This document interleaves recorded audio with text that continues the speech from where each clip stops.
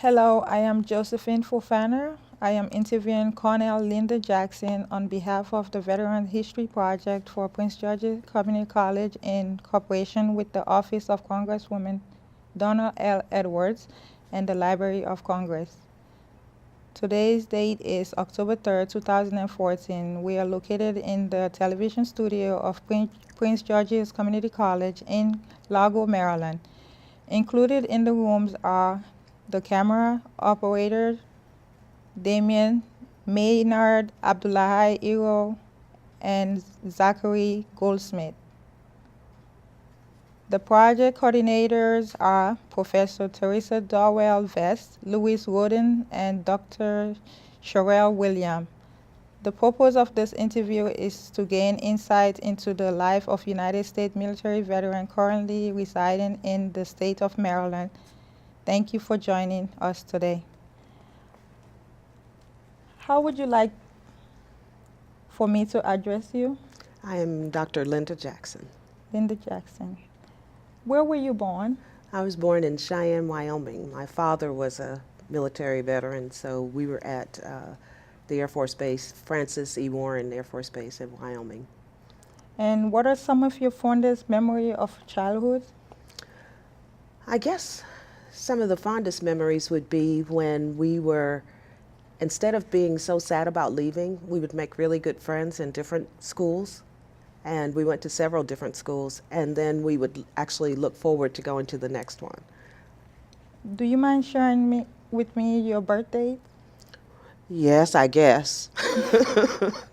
It's October 29th, 1953. That's very good. Can you tell me about your parents? My father was an Air Force veteran. He spent 26 years in the Air Force, and he and my mother met while he was in the Air Force, and she was a homemaker. And can you go back to your school days? What school did you go to? I went to several different schools. I remember the first one in Kingston, New York. My father was headed off to Korea, and we stayed where my mother was raised in Kingston, New York. And then we went out to Montauk Point, Long Island, and lived out there for 3 years. I remember going to Georgia, and my father went back to Korea, and we went to Georgia, and we stayed in his hometown this time in Douglas, South Georgia. We left there and drove out to Washington State at Tacoma, Washington, where my dad was stationed at the base out there, and left there and went to Hawaii. And I spent the rest of my formative years in Hawaii. Did you have sisters and brothers? I had sisters and brothers. There were 6 of us. Actually, 3 of them, beyond myself, joined the military as well. And I'm the oldest of the 6 children, so I started them all looking at how it might be neat to be in the military. And it was 2 were in the Air Force and 1 went to the Army. Did your father, being in the military, have impact on you getting into the military? Absolutely. Going from place to place, I thought that was the neatest thing to do, to be able to have friends here and then leave those friends and go to another state and still be able to correspond with them. I've kept many of my friends from the 2nd grade. I still have a friend that I met in Montauk, Long Island, New York, and we still chat. We're on Facebook together. So I've been able to gather many different associations from around the U.S. What was it like growing up in Hawaii? Absolutely wonderful. A lot of people would tell you about some of the problems. I had a wonderful childhood in Hawaii.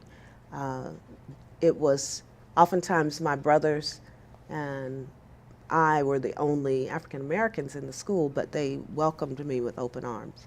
And in high school, I was in the drama department, I was track girl of the year, I was a cheerleader, I did everything that I wanted to do. I was able to build my confidence in being able to do anything without the barrier of color, and I absolutely loved it. I still go back. We still have our reunions, and we still see each other.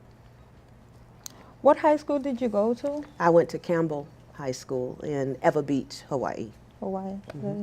Is that like the only high school, or were Oh, there no. several There other are high lots schools? of high schools in Hawaii, but my father at the time was stationed at Hickam, and he could take a ferry across from Eva Beach. So I lived completely in the Hawaiian neighborhood versus being where most of the dependents were.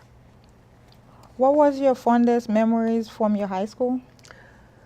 Well, I still have very good friends, and I was able to grow out without, of course, I was the tallest girl because, you know, I was around a lot of people who were much shorter. Culturally, you know, they were shorter, but I was able to do anything that I wanted to do, and it didn't appear that I had that color barrier.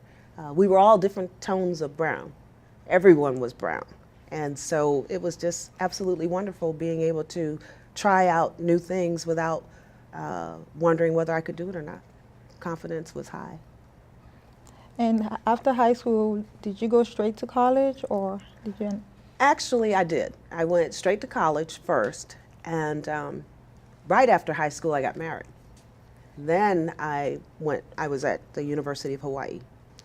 My husband was called back to the United States because his mother was very ill. And so after about a year, we were at Keesler Air Force Base, which is where I had my first son. So I'd only had about maybe a year of college then.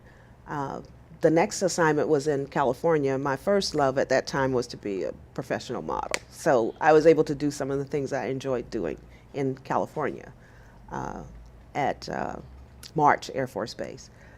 Leaving there, we went to Dover, Delaware. And in Dover, there was no modeling industry. There wasn't a lot of things to do. I took a couple of courses, and I decided to join the Air Force. So I joined the Air Force as an enlisted person. I enlisted in the Air Force from Dover, Delaware, and I stayed enlisted for 2 years and 10 months. My first assignment from Dover was to Hawaii because I had the Social Security, and generally back then, if they saw a Hawaiian Social Security number, they'd try to get you back home. And so my husband and I went back as a military joint spouse back to Hawaii. And that's where I stayed another maybe 8 months or so, got out of the Air Force and went to the University of Hawaii to get my commission. And what was it like getting married at a very early age? You know, I'm still with the same guy, so I think that you know, you take your chances. We've had a wonderful, supportive relationship between the two of us. When I was in school, he would be very supportive. When he was in school, I was supportive of him, and it worked out very well. And in fact, he ended up getting out of the Air Force and allowed me to, you know, rise in the ranks. Is your husband also from Hawaii, No, he's not from Hawaii. He's from Louisiana. Louisiana? Hmm. And you guys met how? We met in Hawaii.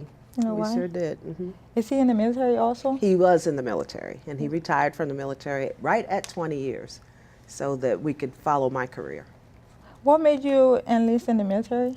I enlisted because I thought that it would be a wonderful way to learn about leadership. My father had been in the military, and I was very impressed with my father. However, when I did enlist, I'd always wanted to be an officer. I'd always knew that there was, you know, much more for me. I always wanted to have that leadership. I guess it might come from being the oldest child.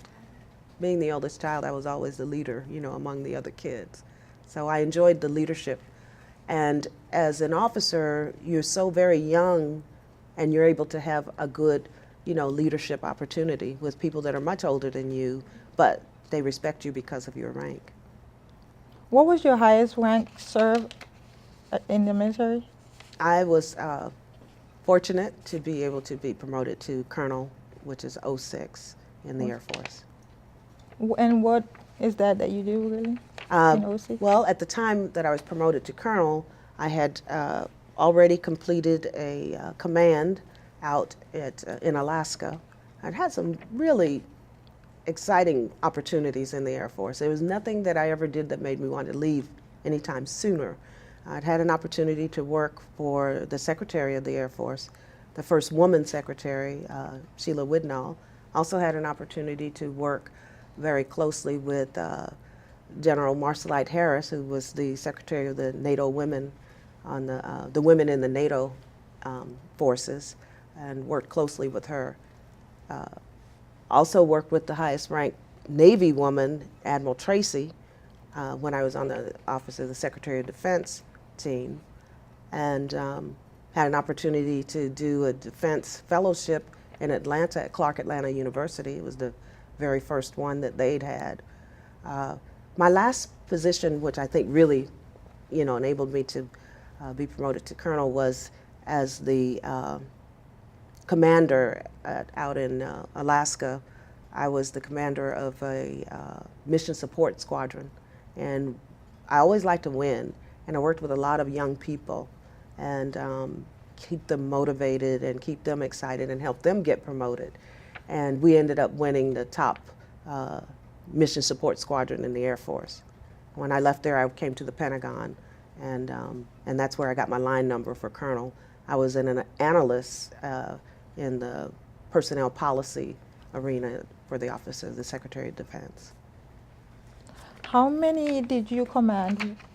No. We had 700. It was a large mission support squadron, and there are many ancillary units that also used my command responsibility for. But it was a large mission support squadron. How long were you in Alaska? 2 years. Generally, your command is about 2 years. What does it mean to get in command of people in general? For me, it gave me an excellent opportunity because I had worked on both sides. I had been an enlisted person as well as had an opportunity to be a leader. So I knew what kind of leader I wanted to be. And that's where I think that the Air Force really, I served the Air Force, but the Air Force served me as well, because it gave me an opportunity to help people. And instead of only thinking of disciplinary arenas, figuring out how I could help people help themselves, and working with lots of young people who needed that kind of assistance. And it was the best assignment, was working as the, being able to support people versus being the disciplinarian. And how did you work when you were in Alaska with your family? Because you had kids. Yes, I had, my one son was already in college at Morgan State University, but my younger son, he was in the high school in Eagle River. We didn't live on base, we lived off base. And it was a wonderful opportunity for him because we hadn't really traveled that much. Much of my career was spent in the Washington, D.C. area, at the Pentagon and at Andrews and at Bowling. So he had an opportunity to travel with us to Alaska and then back to Georgia when I did the fellowship at Clark Atlanta. What does it mean to get in line number for colonel?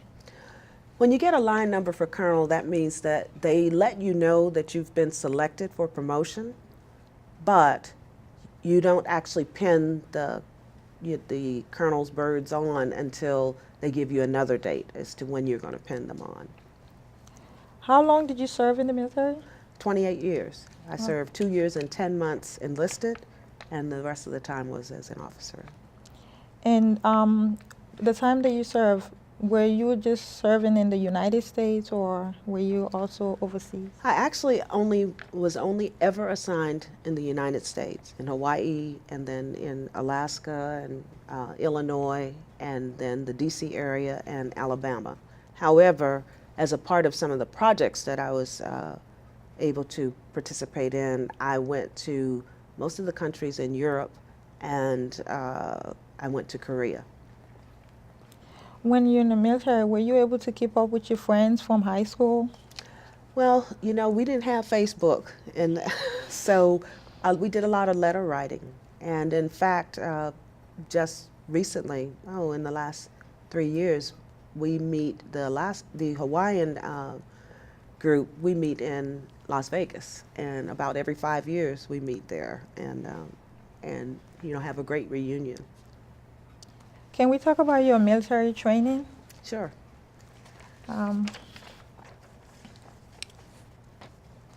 Where were you trained?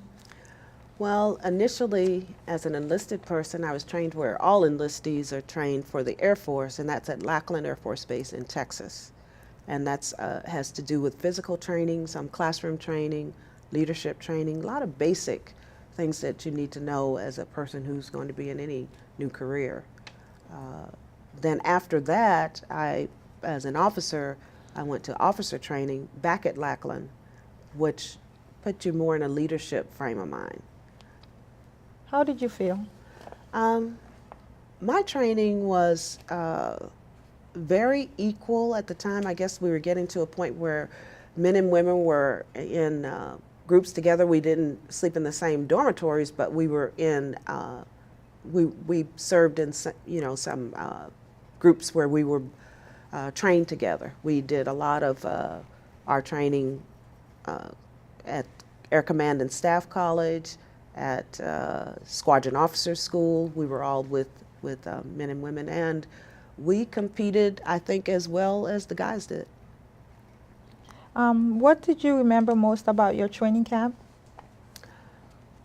The last training camp that I went to was the officer training. And I remember that they actually had a confidence course that was for men and a confidence course that was for women. You know, that's climbing over things and going through water and under things, under barbed wire. And I remember from my enlisted days that I had done the one for the women.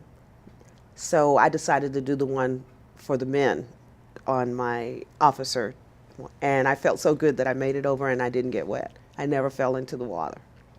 And where did you go for training location? That was in Lackland, Texas? at Lackland Air Force Base in Texas. How was the environment different from where you grew up? Well, I grew up all over the place. Since we went to so many different states, Texas wasn't, that much different from any of the other states. And so it wasn't, it wasn't a different environment as far as being like overseas versus the U.S. They say military culture is different. Did you notice any big difference when you got into the military? It is a bit different because I thought I knew much more because my father had been in the military and we'd been to so many different bases. I just knew that I was much more experienced with the military than the other people that were coming through the training. But I found from the inside it's different. We build lots of camaraderie.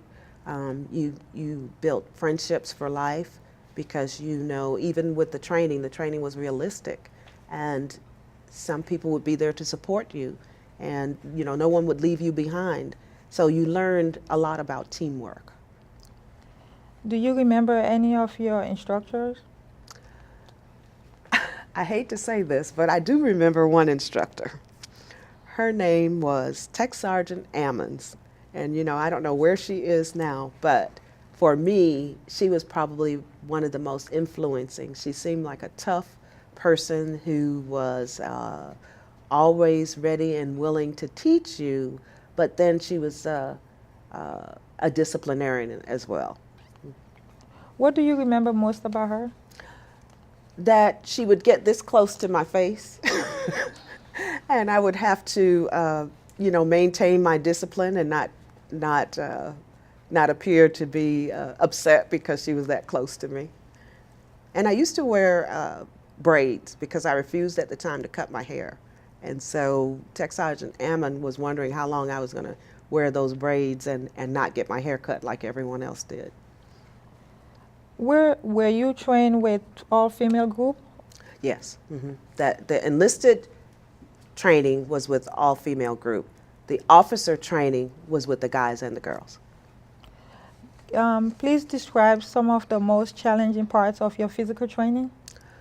Oh, it was challenging at the time, but I was young.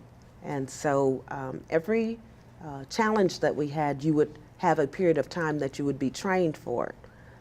Such as for the running distances, we ran by time. So they say today you run for 15 minutes out and 15 minutes back. Tomorrow you run for 17 minutes out and 17 minutes back. So you eventually were able to build up your strength and your stamina.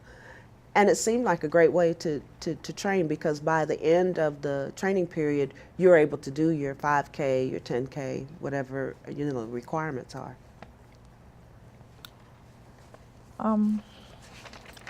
Where did you go after training? My first base after training was to Belleville, Illinois, which was Scott Air Force Base. And I spent some time there as an assistant to a general. And he taught me a lot about how to be a lieutenant and the kinds of things that I was supposed to do. He taught me a lot about leadership. I'm really impressed by the way he was able to take this young, learning lieutenant and teach me so much about leadership. Can you tell me about the first time you traveled for the military? I'm trying to think. The first time I traveled for the military was from Dover, Delaware, when I enlisted. And they put us on a bus to go out of Philadelphia. And then we flew into San Antonio. We flew into San Antonio. And the moment we flew into San Antonio and got out of the plane and into a bus, your whole world turns around. This guy gets on the bus and he starts yelling and screaming. And I thought, did I make a mistake? And is this the right place for me? But actually, I understood after a while that, right away they wanted to let you know that life has changed as you know it, and we need you to learn our way of doing things. And that's what we did. How did you get to your first deployment? Now, I didn't do a deployment. Now, I've supported I've been a strong supporter of our troops back home, like primarily in being able to change legislation and making sure that they get paid the way they should and taking care of the home front, making sure that the families are taken care of, but I did not deploy. Can you tell me more about that? About which the... You're not being deployed? Okay, I didn't deploy. Okay. Did you only serve in the U.S.? Were you overseas or? No, I didn't serve overseas. I served in Alaska and Hawaii, and that's part of the U.S., but I didn't serve overseas. I went there temporary duty in some exercises as well as providing some information to the troops throughout Europe. Okay. What expectation did you have when you arrived first from training? When I got back from training, I expected that I would be able to right away be the one that people respected because of my training. And I learned quickly that you earn their respect. And that's a good thing for a young person. You earn the respect of others. As a leader, it doesn't happen overnight. Did the reality meet your expectation of the experience that you had when you arrived? I think it surpassed my expectations. It surpassed my expectations because one thing I found about the military is that if you work hard and if you dedicate yourself and if you're always the one that's there when the general or someone needs you to be there, that they remember you when it's time to, promote people, it's time to give you an opportunity to do something that you haven't done, that if you're dedicated, that shows. Can you please describe your duty as an officer? Well, I had a lot of duties as an officer. One of my first ones after I left Illinois was out at Andrews Air Force Base, and I was really excited to do this. And in fact, I was initially headed to law school because I had just taken the LSAT and had done very well on it. However, an opportunity came for me to be on Andrews Air Force Base in the presidential protocol. At the time, it was Reagan, and we had Ronald Reagan and then Bush. And so I thought that, I can go to law school anytime. I'm going to take this opportunity and be out there. And at the time, I was one of the first African Americans to have that opportunity. They picked 3 young officers, and you spend 3 years working with the State Department, working with the diplomatic group, and bringing in the VIPs. Anyone that came to visit the president or anyone that came to visit the congressman would come through Andrews Air Force Base, and we would just say hello to them, bring them in, and schedule any programs that they would have on the flight line. How was your experience at the Andrews Air Force Base? And Andrews Air Force Base was wonderful at that time. I didn't know very many people because as protocol officers, there were 4 of us. We worked around the clock between the 4 of us. And everyone that saw me thought I was new on the base because we worked so much. However, it gave me an opportunity to meet all of, the congressmen, all of the presidential visitors. I met, who was it? Princess Diana. I met King Fahd of Saudi Arabia. I met the King of Spain. You got to meet everyone that was coming to visit the president. Who were your fellow officers that you work with? I worked with a Lieutenant Fair. This is really taxing my memory now. And I also worked with Charlotte Gladwell. And they had 2 guys and 2 women. I remember the women's names. And we would, take care that they were able to get transportation. We would take care of any State Department red carpets. I think you see them on TV sometimes when you see the red carpet coming from the plane. We would set that up, and just had a great opportunity to see how it is to deal with VIPs. He also keeps you in contact with what's going on. Whenever we'd see something on CNN, we'd know what was going to happen on the flight line. Who was the most impressive person you met? General Powell. He was a 2-star at the time. And I was so impressed. He was coming back from the Beirut casualties. This is way back. And I was impressed that he took the time as a 2-star general to say hello to a lieutenant who was on the flight line. And I wasn't going to say anything. I knew that it was, the news cameras were all out there, and he was really pressed, and it was bad, not great publicity for us with our Beirut casualties coming back at the time. And he stopped, and he used to call me Hawaii because he asked me where I was from, and I told him Hawaii. He said he'd never met a lieutenant from Hawaii, and so he used to call me that. And whenever I talked to him, he would always have some nice, friendly chat for me. But this time I wasn't going to say anything, and he said, "Oh, hello, Hawaii, how are you?" And I said, "I'm fine, sir." And I just thought that was how a leader is supposed to be. A leader is supposed to still be a leader no matter what's, going on. And I've been impressed with him throughout the years.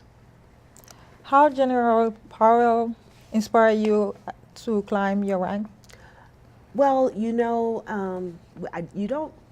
there were very few African American high-ranking generals, and he was one of the few that came through Andrews often, because at the time he was the assistant to the Schultz, to the State Department.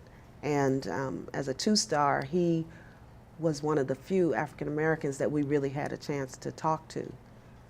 So I felt that if he could do what he did and hang in there even during the tough times, he had lots of tough times with whatever was on the news, whatever was happening, that pressure was on him, that I would like to do that.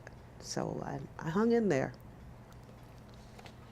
How did you handle stress or pressure when you're not engaged in military? Well, it was stressful, and I think that anything that you think is important, anything that is significant to you, you're going to get a certain amount of stress. However, we were just cleaning out some things the other day, my husband and I, because he just retired, and I looked at one of my old OPRs, as an officer performance report, and it said that I had ice water in my veins.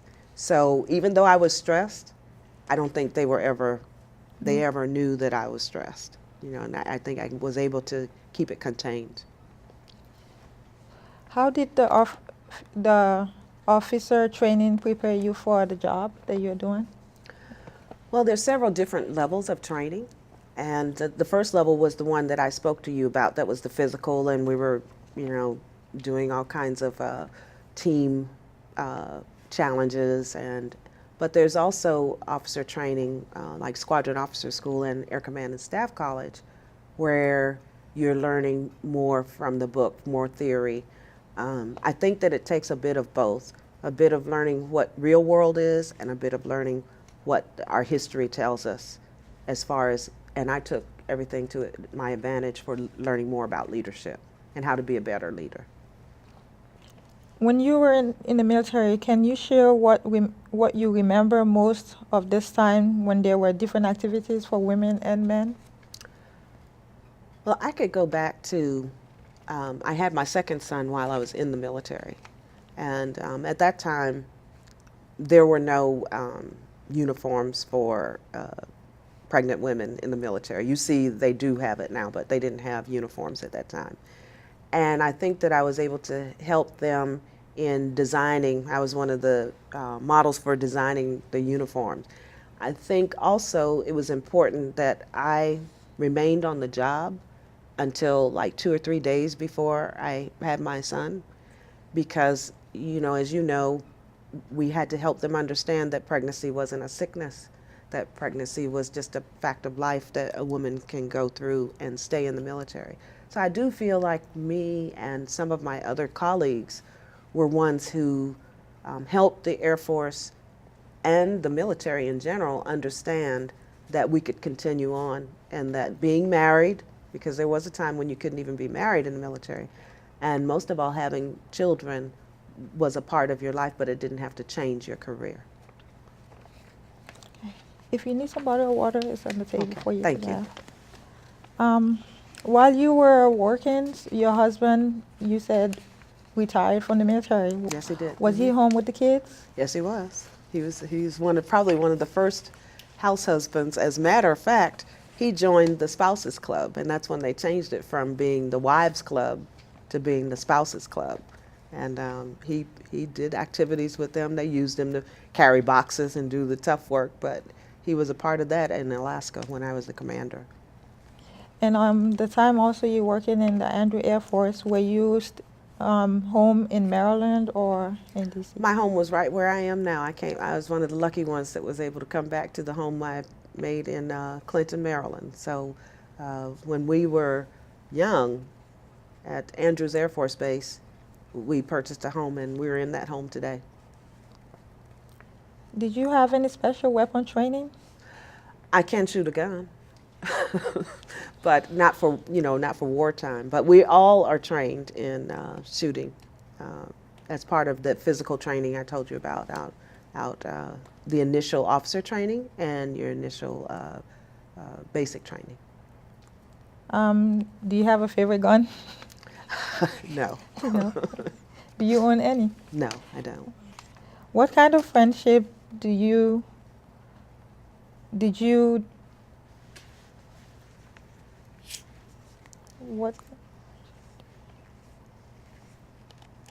what kind of friendship did you have when you were in the military, like with your friends? One of the things that I would say is in the military, initially I was around mostly Air Force people. And so in the Air Force, you make very close friendships. And in fact, I had several friends who were mill to mill, what we call mill to mill, military woman and military man married to each other. And so we kind of built a support system among us. Our children were in a place where they wouldn't have had aunts and uncles and cousins. So without really realizing it, we built a network for them where they still consider those people as their aunts and uncles and cousins today.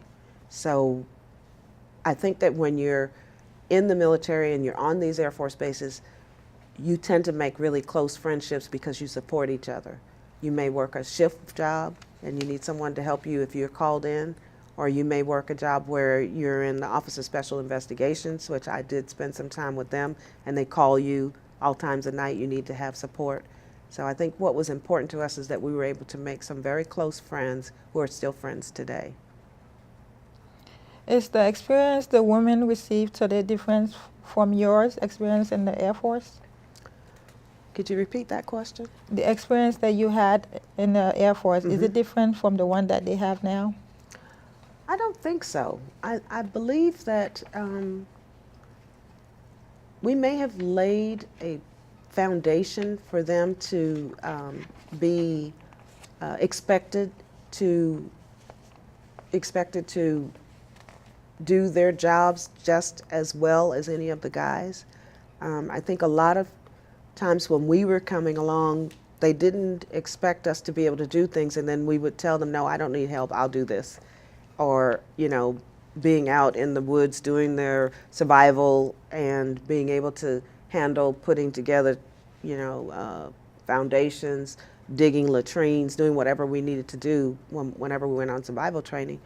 And I think now the women, they're expected to be able to do a job just as well as the guys. Also, I think that we've laid a foundation for them in being able to speak up. Here recently, they've been having, quite a few issues concerning sexual harassment, and I think women are more likely now to speak up than to accept that kind of treatment. When did you resign from the military? I didn't resign. Oh, sorry. The resignation is very different. I retired from the Air Force in 2005.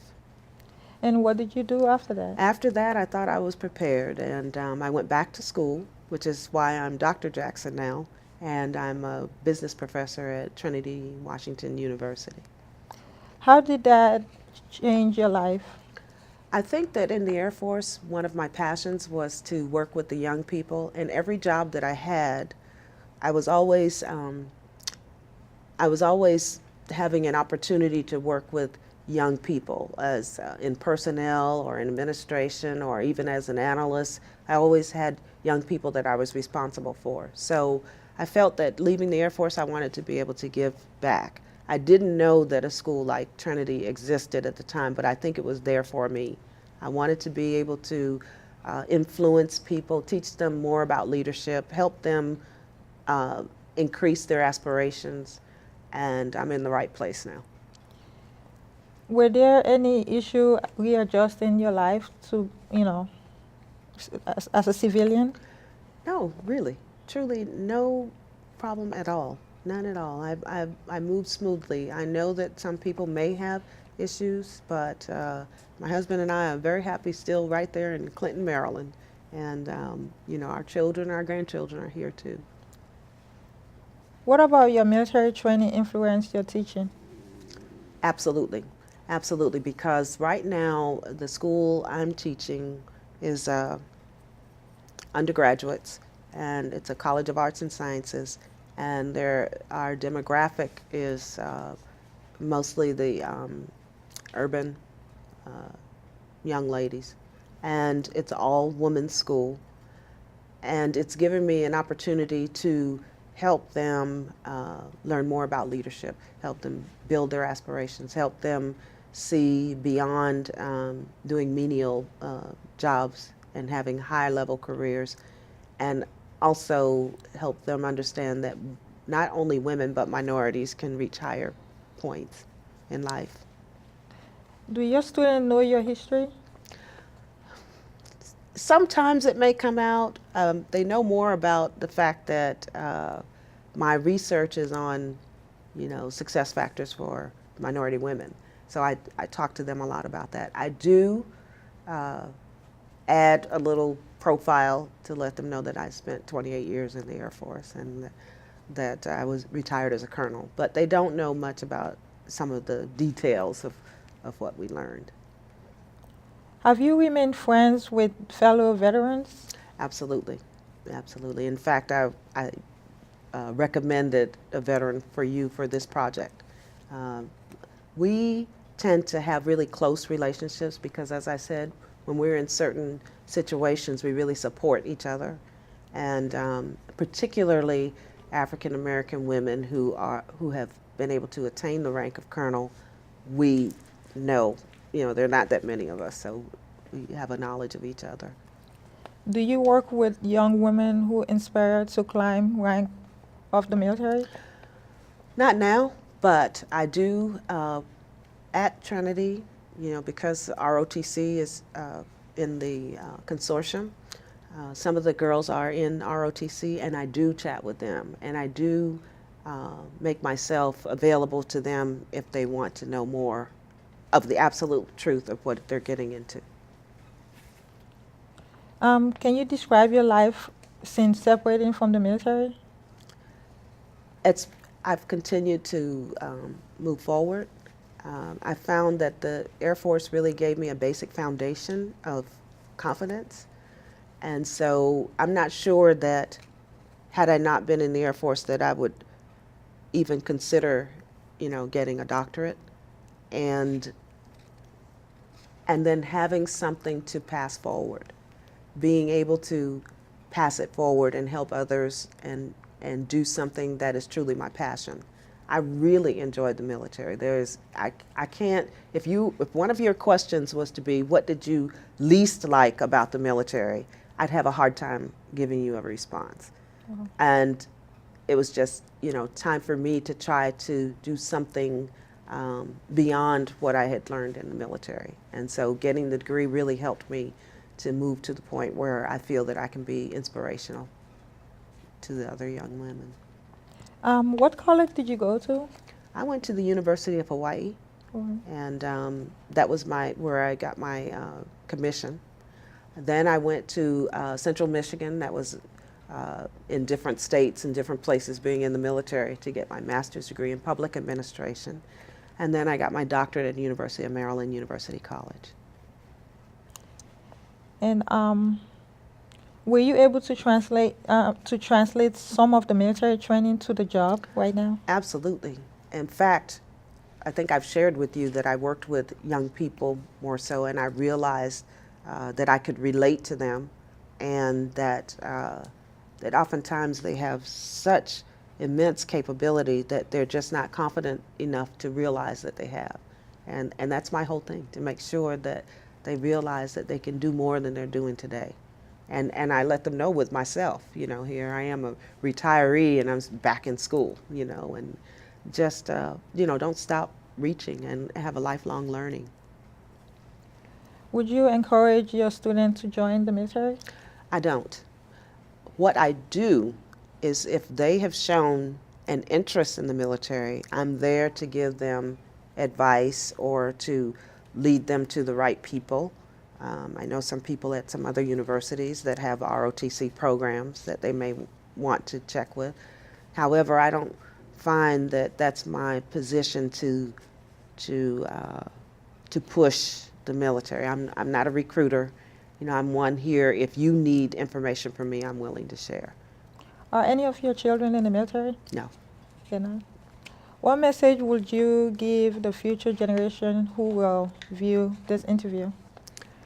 I would say follow your heart. I would say that you don't give up. Once you decide what you want to do, find out what the steps are, what it takes to do it, and then every morning when you wake up, do it. Do something that's going to lead you to what you want to do in life. Everything takes work, and that's what I'm dealing with today. Nothing comes overnight. It takes work, and every challenge is worth it when you've surmounted it. So I believe that we have much more capability than we use, and that stepping out and working hard to achieve is very much worthwhile.